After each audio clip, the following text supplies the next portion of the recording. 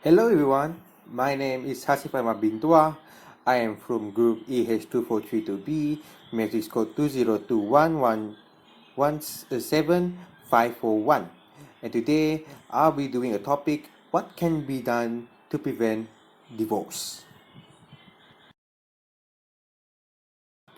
So let's get to understanding what is a divorce. Divorce is also known as dissolution of a marriage. It's a process of terminating a marriage or marital union. Divorce is different from annulment, which declare the marriage null and void.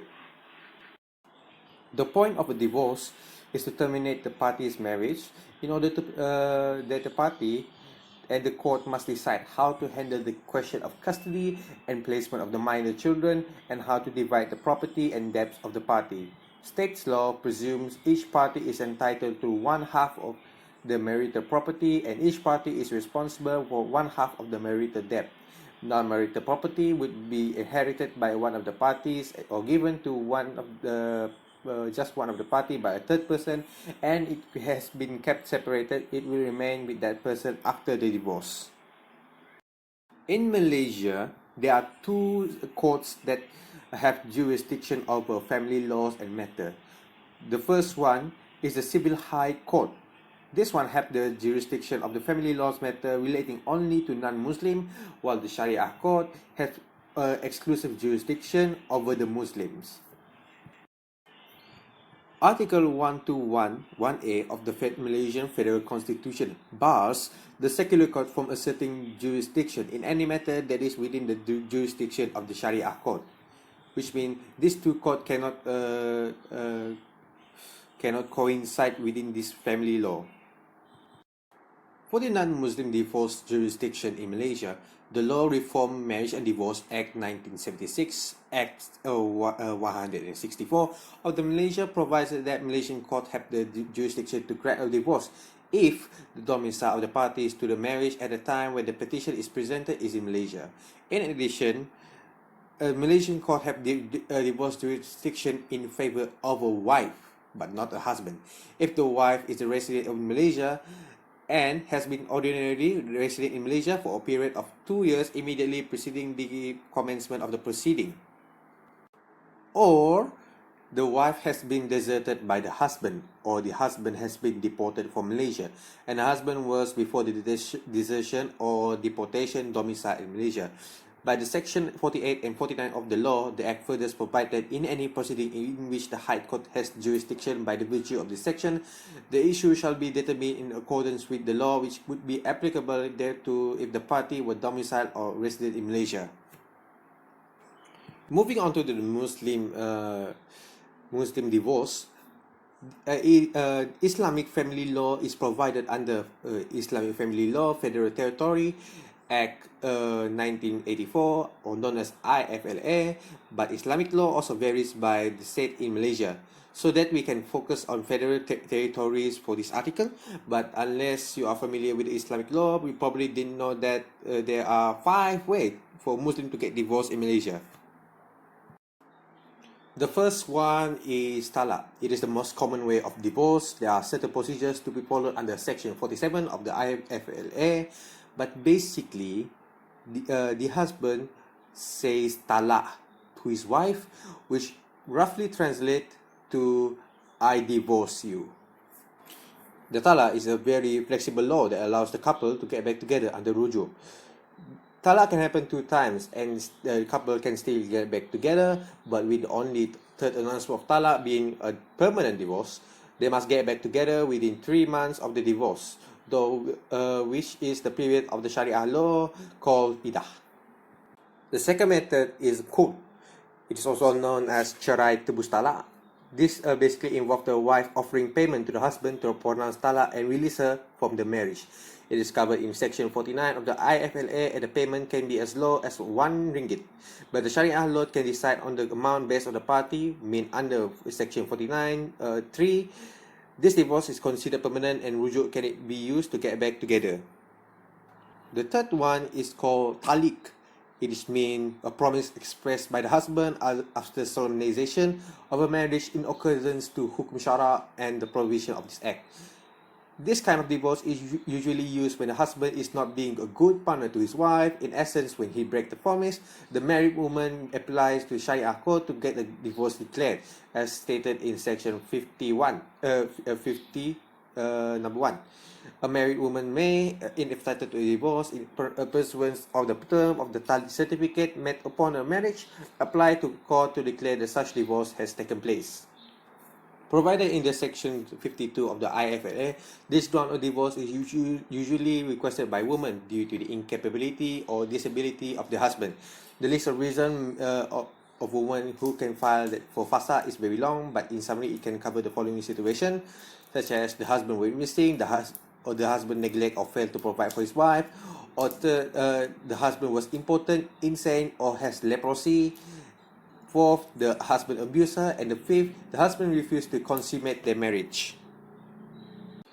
The last one is called li'an. This type of divorce involves the husband accusing of his wife of adultery or deny that the child his wife is pregnant with is his.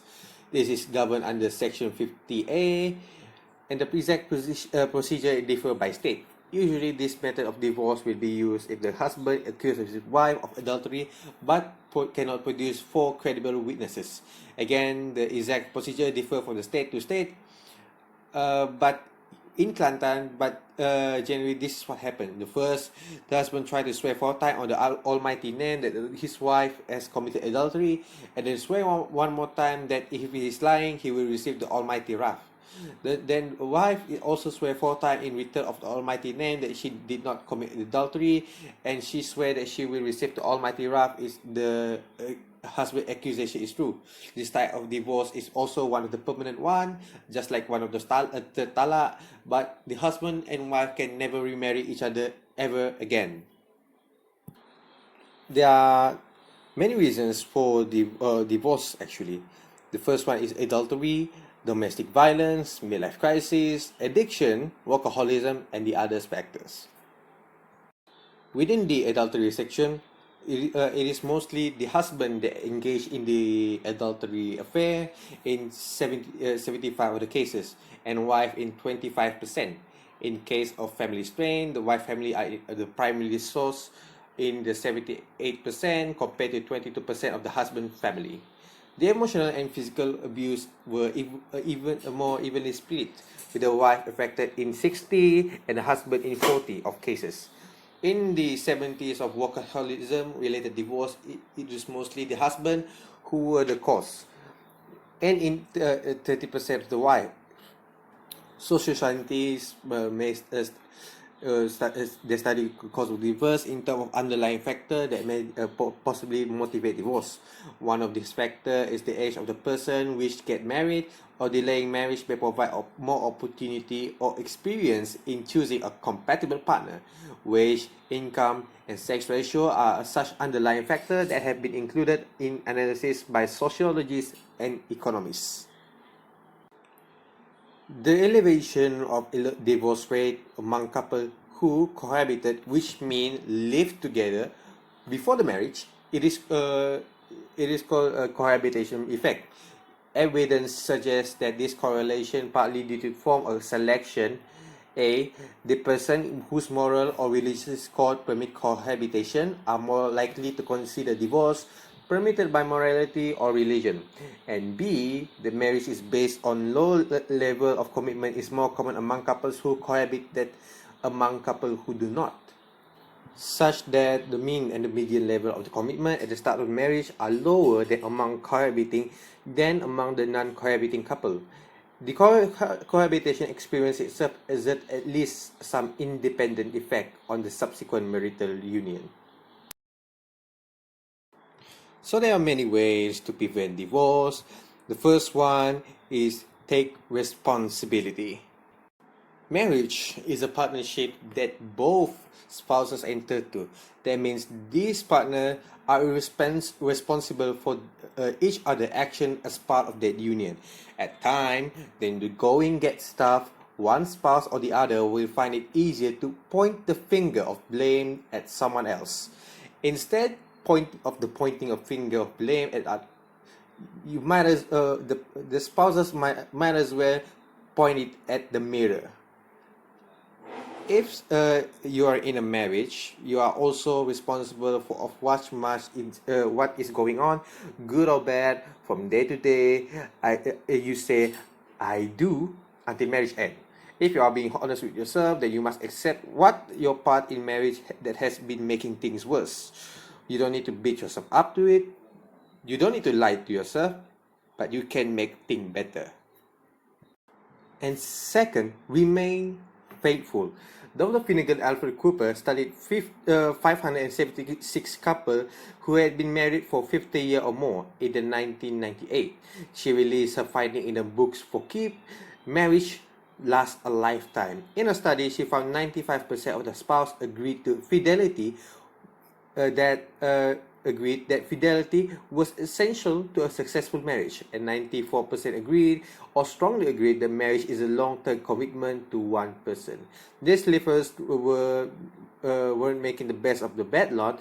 A lot of whopping 90% of the couple also she surveyed said that they were happily married after 50 plus years. The third one is try to look good. I mean, try to dress best for your spouses. Throw away those ratty sweatpants or frayed sweater that he or she hates so much, or that you can always find other comfortable clothes that aren't a complete turn off for your partner. This also means take care of your health, including eating properly and exercising regularly. Another common factor of a long-term happy marriage is that the spouse regularly do things together that have fun, and exciting, whether it is ballroom dancing, bowling, playing cards, scuba diving, skiing, or participate in at least one activity that you both enjoy every week. And you have kids, make sure at least half of this activity are for you and your spouse only.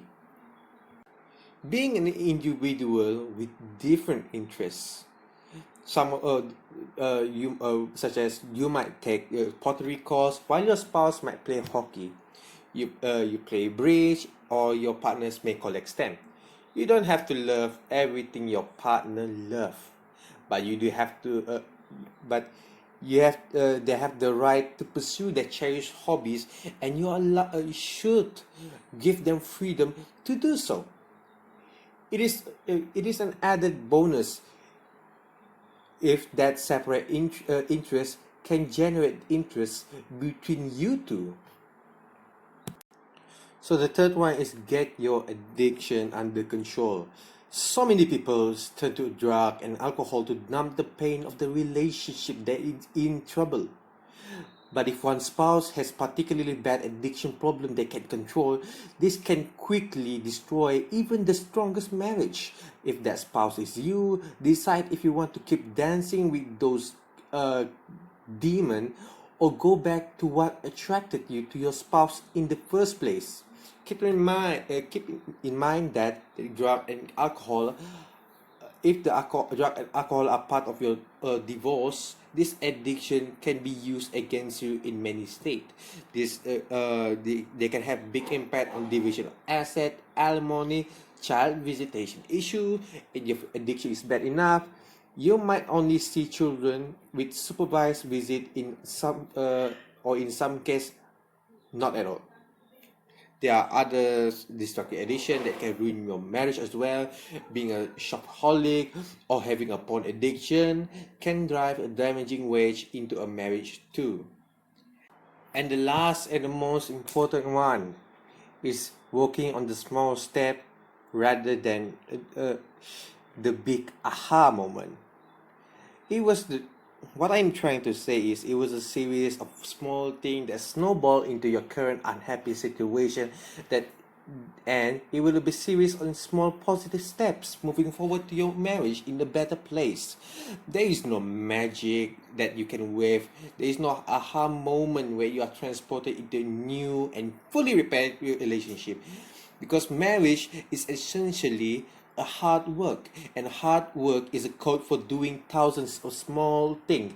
The best way that you can build to a body of trust between you and your spouse, because real life is not a Hollywood. It can be full of unexpected pleasures and perilous decisions that can set you back in many ways.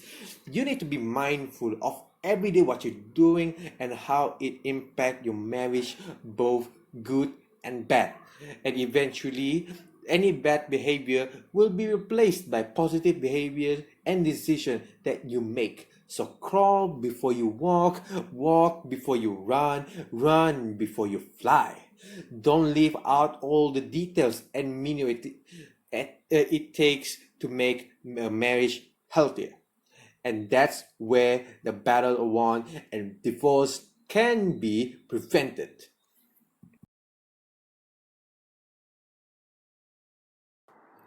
So, in conclusion, have a happy marriage. Take a step back if you are having a argument before the argument getting too hot. Take a step back and try to cool down a bit. I hope you can hit this my speech with full attention. Thank you very much.